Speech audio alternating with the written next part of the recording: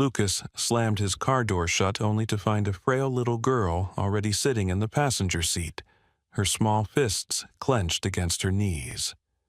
Her eyes burned with something far older than her years as she whispered through trembling lips, "Everyone else is picked up. Why does no one ever come for me?" In that moment, power met desperation, and his world cracked open. What would you have done? Tell me your thoughts below. I really want to hear them. Lucas Morgan had never been one to linger. His mornings were timed to the minute his suits pressed with immaculate precision, his calendar packed with board meetings, investor calls, and strategy reviews that left no space for accident. By the time most of Paris was still stirring awake, Lucas was already moving with the calm certainty of a man who controlled entire skylines. That afternoon, after a string of calls that stretched from London to Hong Kong, he found himself in New York for a brief stopover before flying out again. The underground garage of the Waldorf Astoria was quiet as he approached his sleek black car briefcase in one hand, phone in the other, eyes still scanning through emails. He pressed the key fob, the car chirped open, and he swung the door wide with the ease of routine. But routine shattered in an instant. Sitting in the passenger seat was a little girl no older than 6, her knees drawn together a small backpack balanced carefully on her lap. Her brown hair, slightly wavy, caught the dim light of the garage. She turned her face toward him with wide, steady eyes, and in a whisper so soft it barely rose above the hum of distant traffic, she said, "No one comes for me." For the first time in years, Lucas froze. His grip tightened instinctively around the keys. He glanced around the garage, half expecting a frantic parent to come running, or a hotel staff member with a flustered apology. But the space was empty, the polished floors stretching out into silence.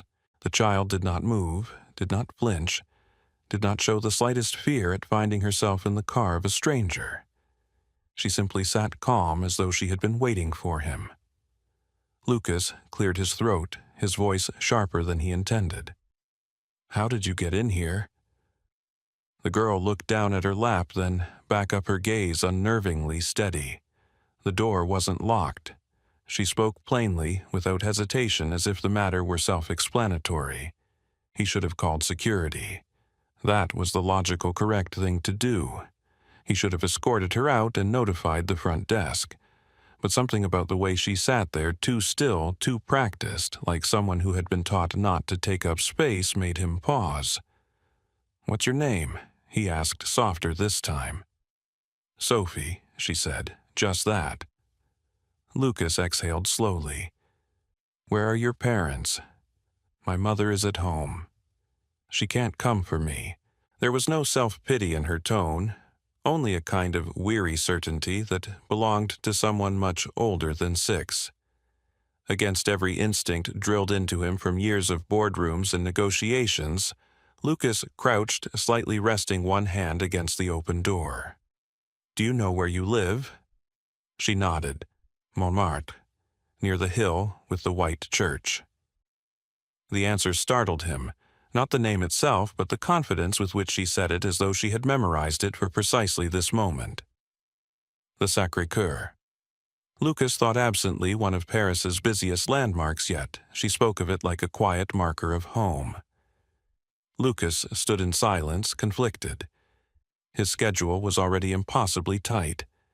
His flight to London left in 3 hours. He had no time for detours, no patience for disruptions, no reason to become involved in whatever this was. Yet, when he looked at Sophie again, at the small hands folded over her backpack straps, the thin yellow sweater that seemed too light for the weather, he felt something stir in his chest that he had not felt in years. "Why my car?" he asked finally. Sophie's eyes flickered toward the row of parked vehicles. Shiny sedans, tinted SUVs, luxury brands lined neatly side by side. "Because yours was open," she said again. Then, after a pause, she added, "And because you look like someone who doesn't walk away." The words landed heavier than he expected. For a long moment, Lucas said nothing. Then he straightened, slid into the driver's seat, and closed the door. He could hear his own pulse in the quiet. He didn't know why he was doing this, or what sense there was in it, but he found himself turning the key in the ignition. "Tell me the address," he said. Sophie spoke softly, reciting the street name and number with deliberate care, as though she had repeated it to herself many times. It led to a neighborhood he vaguely remembered from years ago, a part of the city long absent from his maps and plans, a place he had no business in. Lucas shifted the car into gear, the sound echoing faintly through the garage. As they pulled into the busy streets of New York, Sophie sat silently beside him, her posture upright, her gaze fixed firmly on the world rushing past her window. She didn't fidget, she didn't chatter. The only sound was the hum of the engine and the muffled rhythm of the city beyond the glass. Lucas stole glances at her, struck by how unnatural her silence felt. Children were not supposed to sit so still. Children were not supposed to look so old in their eyes. At a red light, Lucas risked another question. "Sophie, does your mother know you're here?" Her small fingers tightened slightly on the strap of her backpack. "No," she said. "She's too tired." If I asked, she would have said no. He should have turned around then. He should have ended this before it grew more complicated. Yet he didn't. Instead, he pressed the accelerator when the light turned green, following directions from a 6-year-old girl into streets he had not driven in decades. The buildings grew older, the sidewalks cracked. Graffiti covered shuttered storefronts, and the neon signs thinned into quiet lamplight. The city felt different here, slower, worn down by years of being overlooked. Lucas's luxury car looked absurdly out of place on these streets, its polished chrome reflecting walls that had not seen fresh paint in decades. Finally, Sophie lifted a hand and pointed. "There." He eased the car to a stop before a narrow building. Its bricks weathered its steps, sagging a crooked window blind, swaying faintly in the evening breeze. The kind of place the city planners had long since forgotten. Lucas shifted into park and looked at Sophie. He expected her to hop out to thank him, in the simple childlike way children often did, and run toward the door. Instead, she turned to him, her expression steady, almost formal. "Would you mind coming in? My mother has trouble getting up." For the second time that night, Lucas hesitated. Everything about this went against his instincts, his training, his guarded nature. And yet, as Sophie opened the door and stepped out with quiet certainty, she didn't look back to see if he would follow. She simply trusted that he would. Lucas sat in the driver's seat, the wheel firm beneath his hands, the city noise muffled outside. He could still turn away. He could still drive back to the world he understood, the one where control was absolute and emotions had no place. But as he watched the small figure of Sophie climb the uneven steps, her backpack bouncing lightly against her shoulders, something inside him shifted like the first crack in a wall he had spent his life building. And before he could stop himself, Lucas opened the door and stepped out. The stairwell smelled faintly of damp stone and old wood, the kind of scent that spoke of years without repair. Lucas followed Sophie up the uneven steps, each one creaking under his weight. She moved with quiet confidence, as if this crooked path had always been hers to climb, and paused only once to glance back at him as if to make sure he was still there. When they reached the second floor, she stopped before a door with peeling blue paint. She knocked once, softly, and then pushed it open. The apartment was dim, lit only by the glow of a single lamp perched on a crooked table. The wallpaper had long since curled at the edges, and the floor sagged slightly beneath Lucas's polished shoes. Yet, despite its wear, the space was neat. Dishes stacked carefully in the sink. A small pile of school books arranged in order on the corner of a wobbly desk. The faint smell of medicine hung in the air, mingled with the sweeter scent of chamomile tea. On a thin sofa pushed against the wall lay a woman. She appeared younger than Lucas expected, perhaps mid-30s, but her face was pale, her breathing shallow, her frame buried beneath a quilt that seemed too heavy for her frail body. When she turned her head toward the door, her eyes widened with the faintest flicker of alarm at seeing a suited man step into her living room. "Mom," Sophie said quickly, her voice carrying a rare hint of urgency. "This is Mr. Morgan. He brought me home." The woman struggled to sit up, her hands pressing against the sofa for support. She managed only halfway before sinking back, breath catching in her chest. "Thank you," she whispered, her voice raw, as though even speaking demanded strength she did not have. Lucas felt awkward standing there, briefcase still in his hand, the immaculate cut of his jacket out of place among the frayed edges of the room. He inclined his head politely. It was no trouble, he said, though. The words felt woefully insufficient. Sophie slipped out of her shoes and crossed the room to her mother's side, setting her backpack carefully on the floor. She adjusted the quilt with small, deliberate hands, checked the cup of water on the side table, and glanced at the bottle of pills resting nearby. She did not speak while she worked. She didn't need to.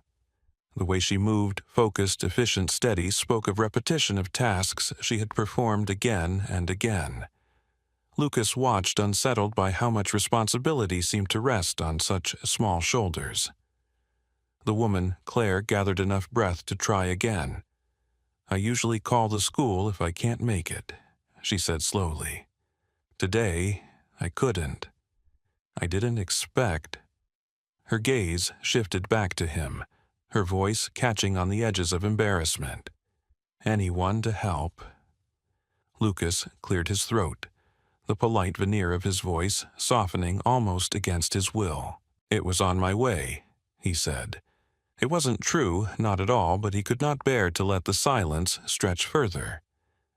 Claire nodded faintly, as if even gratitude cost her more energy than she could spare. Sophie finished with her careful adjustments, turned back toward him.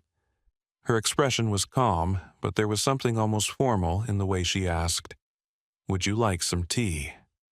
For a moment, Lucas did not know how to answer. He was not used to being offered hospitality by children. "No, thank you," he said, finally, his voice low. "You don't have to stay," Claire murmured, closing her eyes for a moment as if the effort of keeping them open had grown too heavy. "But thank you for bringing her." He should have left then. Every instinct told him so. The situation was not his to manage. He had meetings to prepare for flights to catch numbers to review. But something held him in place. Perhaps it was the composure in Sophie's voice, so carefully practiced for someone her age. Perhaps it was the fragility in Claire's breathing. Or perhaps it was the sudden and jarring recognition of loneliness that mirrored his own, though he had buried his beneath glass towers and relentless ambition. Lucas lowered his briefcase to the floor and took a seat on the edge of a worn chair by the wall. The springs creaked beneath his weight, the sound strangely intimate in the quiet room. Sophie moved to sit beside her mother, her small hand resting gently on Claire's arm. The three of them did not speak for a while. The silence stretched, but it was not empty. It carried weight, the kind that pressed on the chest and demanded to be felt. His gaze moved around the apartment, cataloging details as he often did in boardrooms and negotiations. No television. A small electric heater buzzing softly in the corner. Bills stacked neatly on the table, some still unopened. A can of soup waiting beside them as though it were the next meal. These were not numbers on a spreadsheet. They were signs of survival, fragile and unsteady. Sophie looked up suddenly, her voice breaking the quiet. "Most people don't come inside," she said. Not accusatory, just factual, the way one might remark on the weather. "Ah." Lucas met her gaze, surprised by the maturity in her words. "And you wanted me to." She shrugged, adjusting the strap of her backpack with a small tug. You didn't look like someone who would laugh." The words cut deeper than he expected. He thought of the children he had glimpsed outside the school earlier, the way they had pointed and laughed when Sophie climbed into his car. He thought of her steady silence during the drive, her refusal to fidget or complain. He thought of how she had chosen him, not because of who he was, but because she had seen something in him he wasn't sure existed anymore. Claire's breathing grew heavier, and Sophie leaned closer to her mother, whispering something too soft for Lucas to hear. He looked away, giving them a moment of privacy, but the image lingered, a child carrying the weight of a household, a mother fighting to hold on, and himself a man who had spent his life measuring worth in profit margins and towers of steel. When he finally rose to leave, the lamp flickered faintly, casting long shadows across the worn floor. Claire opened her eyes briefly, her voice no more than a whisper. "Thank you again." Lucas nodded once words caught in his throat. Sophie walked him to the door, her footsteps quiet against the old floorboards. At the threshold, she looked up at him, her expression steady, almost solemn. "You'll come back?" she asked. He should have said no. He should have reminded her that he was not part of this world, that his life had no space for unexpected children in worn sweaters or mothers fighting unseen battles. But as he looked at her standing small yet unflinching in the doorway, the answer that left his lips was not the one he had planned. "I will," he said. And as he stepped back into the narrow hallway, the air heavy with the scent of old wood and medicine, Lucas Morgan realized he had just made a promise that would follow him far beyond these forgotten corners of Paris. Back in London, Lucas Morgan tried to bury himself in work. His office tower stretched high above the Thames, its glass walls reflecting a city that never stopped moving. Meetings filled his mornings, investor lunches bled into afternoons, and conference calls ran late into the night. On paper, his days were as productive as ever. Yet no matter how many figures he signed off on or contracts he negotiated, his thoughts drifted back to the dim apartment in Montmartre. He saw Sophie's solemn brown eyes every time he glanced up from his spreadsheets, heard the faint rattle of Claire's breathing when silence settled between conversations. It unsettled him in ways he couldn't articulate. One evening, while the city below pulsed with light, Lucas found himself standing at the window of his penthouse, drink untouched in his hand. He had spent years conditioning himself to compartmentalize, to cut off emotion when it served no purpose. But the memory of Sophie adjusting the quilt over her mother's frail body gnawed at him. He could ignore many things, competition, criticism, even personal loneliness, but not that image. He knew with a weight that surprised him that he would return. The next week, Lucas was back in Paris. He arrived without ceremony, carrying 2 bags of groceries instead of his usual briefcase. Sophie opened the door, her eyes widening briefly in surprise before softening into something else, something like relief. Claire was sitting upright this time, her breathing still shallow but steadier. She looked at the bags and tried to protest, but Lucas raised a hand. "It's not charity," he said quietly. "It's just help." From then on, his visits became more frequent. He repaired the loose hinge on the front door, replaced the flickering bulb in the hallway, stocked the kitchen with food that wouldn't spoil within days. Sometimes he brought books for Sophie, watching as her face lit up when she discovered new stories.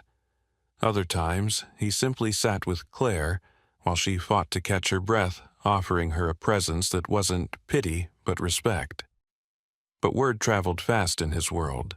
It wasn't long before colleagues noticed his absences from late-night strategy sessions, or that his calendar suddenly had immovable blocks of time marked only as personal. At a board dinner, a partner leaned across the table, voice low, but edged with curiosity. Why is Lucas Morgan spending so much time in Montmartre? The question was laced with suspicion, as though compassion was a liability. Lucas deflected with a thin smile, unwilling to explain. He had built his career on precision and control. There was no language in his world for what he was doing now. The press caught on too. A photograph surfaced of his car parked outside the narrow street, speculation bubbling in tabloids about secret affairs or hidden investments. Lucas ignored the chatter. For the first time in years, perception no longer dictated his choices. Sophie, however, seemed acutely aware of the risk he was taking. One afternoon, as he was tightening a broken curtain rod in their living room, she stood beside him with her hands folded. "Most people leave," she said softly. "They say they'll come back, but they don't." Lucas paused, screwdriver in hand. He turned toward her, meeting her gaze. "I'm not most people." Her expression didn't change immediately. She studied him for a long moment as though measuring whether the words could be trusted. Then she nodded, once the faintest curve of a smile tugging at her lips. "I know." The simplicity of her answer carried a weight heavier than any contract he had ever signed. It wasn't an agreement made in ink, but in faith. And faith, he realized, was far harder to earn. Claire, too, noticed the shift. One evening, as Lucas replaced a faulty heater in the corner, she spoke quietly from the sofa. "You understand she's beginning to expect you now," she said, her voice fragile but steady. Lucas set the tool down, turning to face her. "Maybe she should." "She's been let down before," Claire continued, her eyes sharp despite her weakness. "Her father disappeared before she was old enough to remember him. My family faded away when I got sick. She's strong, stronger than a child should be, but strength has limits. If you walk away, it will break her." Lucas met her gaze, and for once he let down the armor he wore in every other part of his life. "I'm not going anywhere," he said. The words surprised even him, but as soon as they left his mouth he knew they were true. It wasn't duty that kept him coming back. It wasn't guilt or even pity. It was something deeper, something he could not yet name, but could feel pressing against the walls he had built around himself. A pull, steady and insistent toward responsibility that felt less like a burden and more like belonging. That night, as he left their building, the Parisian air was sharp with winter's edge. Lucas walked toward his car, his footsteps echoing against cracked pavement. For the first time in years, the thought of returning to his penthouse office tower felt hollow. He knew with a clarity that startled him his life had already shifted course. He was no longer simply a man who built skyscrapers and balanced ledgers. Somewhere between a whispered plea in the back seat of his car and the quiet dignity of a frail woman on a worn sofa, Lucas Morgan had stepped into a story larger than his own, and there was no turning back. Lucas Morgan had always guarded his personal life like a fortress, yet, little by little, Sophie had found her way inside. It began with small gestures, her quiet presence at the dinner table, the way she left drawings tucked into his briefcase, the calm expectancy with which she waited for his car each afternoon. But soon the boundaries between his two worlds blurred, until one morning he decided to bring her into the very heart of his life, his office in London. The building, with its polished marble floors and endless glass, was a far cry from the narrow streets of Montmartre. Sophie walked through the revolving doors at his side, her hand gripping the strap of her backpack. The staff stared curious but respectful, though their eyes betrayed surprise. Lucas guided her into the elevator, the hum of machinery filling the silence as they rose toward the top floor. When the doors opened, Sophie's gaze widened at the sweeping view of the Thames. The entire city stretched before her like a living map. She stayed close as he settled into his desk, but she did not fidget or demand his attention. Instead, she sat in the corner with a notepad sketching the world around her. At one point, his assistant entered with a stack of files, pausing when she saw the child in the room. "Mr. Morgan," she began cautiously. "Shall I?" "It's fine," Lucas interrupted. "She's exactly where she should be." Sophie looked up, almost startled, then gave a small nod before returning to her drawing. Later, when Lucas glanced at her page, he found she had sketched the city skyline, her pencil strokes deliberate, her perspective sharp for someone so young. "Do you like it?" he asked. "It's beautiful," she said, though her tone was measured. After a pause, she added, "But it's very quiet up here, important but lonely." Her words lingered in him long after she returned to her seat. No one, in all his years of business, had ever named the emptiness he carried so plainly. That weekend, he decided to show her a different side of his world. They flew back to London together, not for meetings, but to walk through Hyde Park in the early morning mist. Sophie fed ducks by the pond, her laughter rising in a way he had never heard before. They visited the British Museum, where she lingered over ancient artifacts with wide-eyed wonder, asking questions he had no easy answers for. At night, she sat at his table, crayons spread before her, sketching the two of them beneath landmarks she had only just seen. Lucas found himself looking forward to these moments more than any boardroom victory. But storms were gathering. Claire's health faltered again, her hospital visits becoming more frequent, her strength fading in ways that could not be ignored. Lucas arranged private consultations paid for the best specialists. Yet the reports all returned the same: her condition was worsening, her body fighting a battle it would not win. Whispers also grew louder outside their walls. Colleagues speculated about his unusual commitments. Newspapers hinted at scandals, questioning why a millionaire was spending so much time in a forgotten corner of Paris. A teacher, concerned but cautious, once asked Lucas if he was family when he came to collect Sophie from school.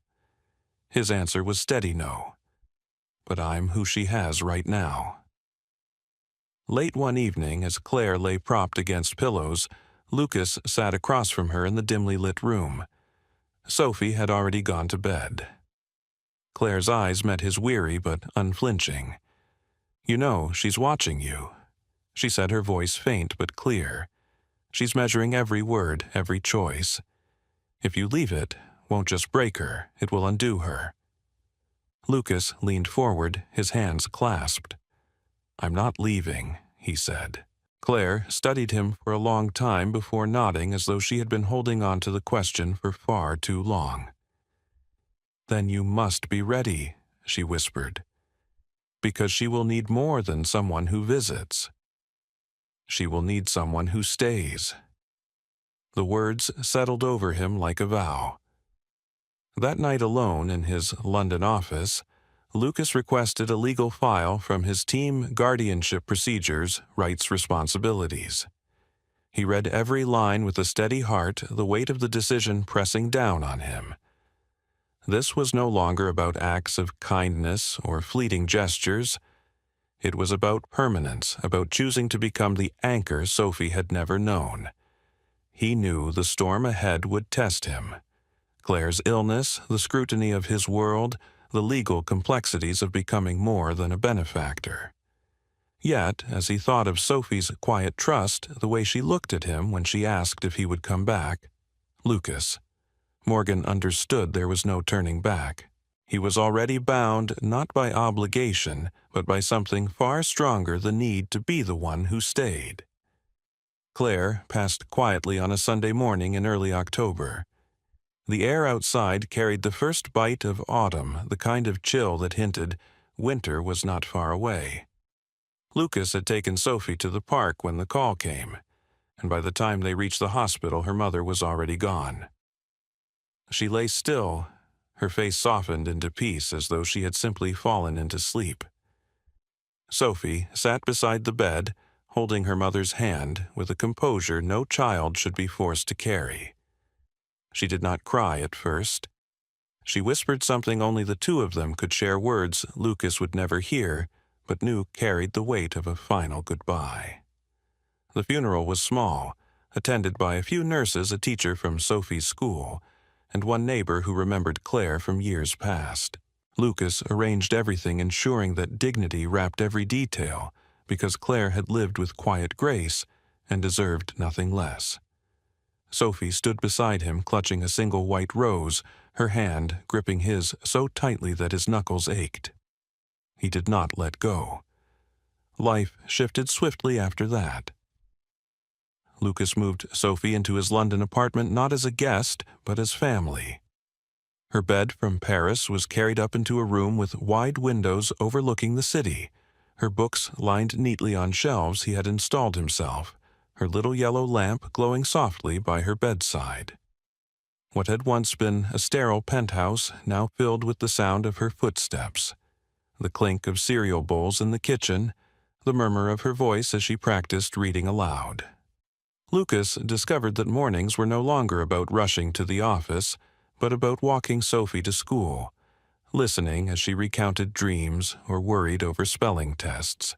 These rituals grounded him in a way no contract or quarterly report ever had. Legal guardianship was finalized within weeks. The process, expedited by Claire's written declaration and medical reports, moved faster than expected.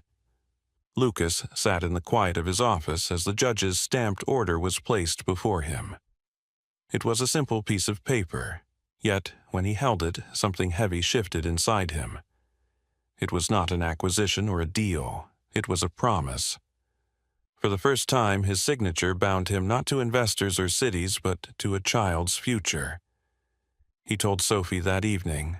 She was coloring at the table when he sat beside her, the document folded neatly in his hand. "Sophie," he said gently, "it's official. You'll stay with me now, always. You're safe." Her pencil paused mid-stroke. For a moment, she did not look up. Then, in a voice quieter than a whisper, she asked, "Does that mean you're really my dad now?" Lucas's throat tightened. He could have said yes, could have leaned on the legal truth. But instead, he said, "I'm whatever you need me to be. And I'll be that for as long as you'll let me." She turned, then, studying his face with a seriousness beyond her years. Slowly, she placed her small hand on his arm. "I want you to be my dad," she said. "You already are." The words broke something open in him that had been locked away for decades. He pulled her close, her slight frame folding into his embrace, and for the first time, Lucas Morgan allowed himself to believe that family was not only something you were born into, but something you chose, something you built. The weeks that followed were not easy. Grief lingered in quiet corners of their new life. Sometimes Sophie woke in the night, her eyes wet with tears, her voice trembling, as she asked if her mother could see her. Lucas never deflected. He told her the truth, that love like Claire's did not vanish. It remained in memories, in laughter, in the habits Sophie carried. Together they learned how to carry loss, not as a weight that crushed, but as a bond that endured. Christmas came with small rituals they created together. Sophie insisted on buying ornaments from a tiny shop near Covent Garden, each one mismatched but carefully chosen. They decorated a modest tree in the corner of the living room, the golden star at the top slightly crooked but perfect in its imperfection. On Christmas Eve, Sophie handed him a small box. Inside was a keychain engraved with a single word, Dad. On the other side it read, "Always. I saved for it," she said quickly, almost nervously. "I know it's not much." Lucas didn't let her finish. He knelt, pulling her into his arms, holding her tighter than he ever had before. "It's the best gift I've ever received," he whispered. And he meant it. That night, as the lights of the tree blinked softly and the city hummed beyond the windows, Lucas sat with Sophie curled against his side. The penthouse no longer felt empty, no longer echoed with the sterile quiet of success. It felt alive, full of presence, full of meaning. He thought back to the moment in the garage when a little girl had whispered, "No one comes for me."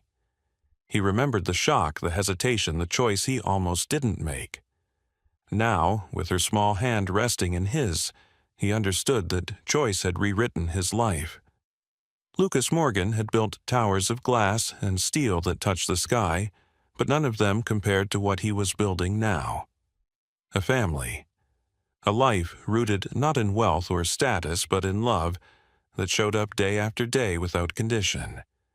And as he looked down at Sophie's peaceful face, he knew with absolute certainty that he was exactly where he was meant to be, not a millionaire CEO, not a man defined by empire, but a father. From the moment Lucas Morgan opened his car door and found Sophie sitting silently in his passenger seat, his life began to shift in ways he never could have imagined. He was a man who built towers-shaped skylines and commanded respect in boardrooms across the world, yet none of those achievements prepared him for the quiet resilience of a 6-year-old girl who whispered, "No one comes for me." That single sentence cracked open the walls he had spent years constructing around himself. What followed was not a story of instant transformation, but one of steady, deliberate change. Lucas stepped into Sophie's fragile world in Montmartre, where peeling wallpaper and stacks of unpaid bills spoke louder than words. There, he met Claire, a mother fighting illness with dignity and strength, and he witnessed the extraordinary weight Sophie carried at such a young age.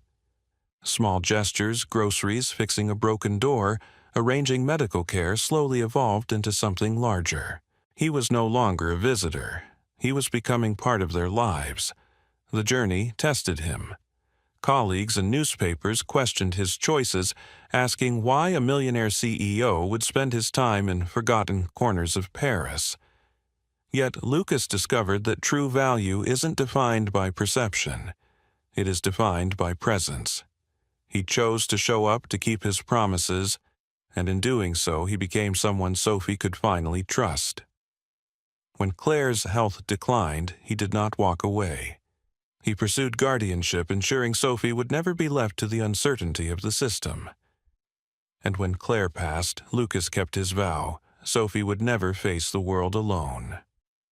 By the time Christmas came, the sterile silence of his penthouse had been replaced by Sophie's laughter, by the sound of crayons scratching across paper, by small rituals, like decorating a crooked tree. When she handed him a keychain engraved with the word "Dad," Lucas understood that his greatest achievement was not in skyscrapers or contracts, but in the quiet miracle of chosen family. This story offers a profound lesson. The real measure of a life well lived is not in wealth or titles, but in the courage to stay when it would be easier to walk away. We all face moments when someone, child, friend, colleague, or stranger, needs us to be steady to show up again and again. It is in those choices that love is proven.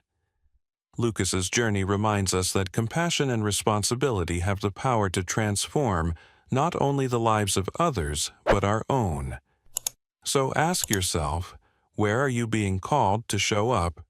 Who in your life needs not just your words, but your consistent presence? These are the questions that shape legacies far more lasting than buildings or balance sheets. If this story touched you, I'd love to hear your reflections in the comments. Your thoughts may inspire someone else who needs to be reminded of the power of showing up.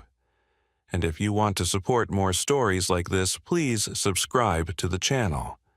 Your support gives us the motivation to keep creating meaningful content that reminds us all what truly matters.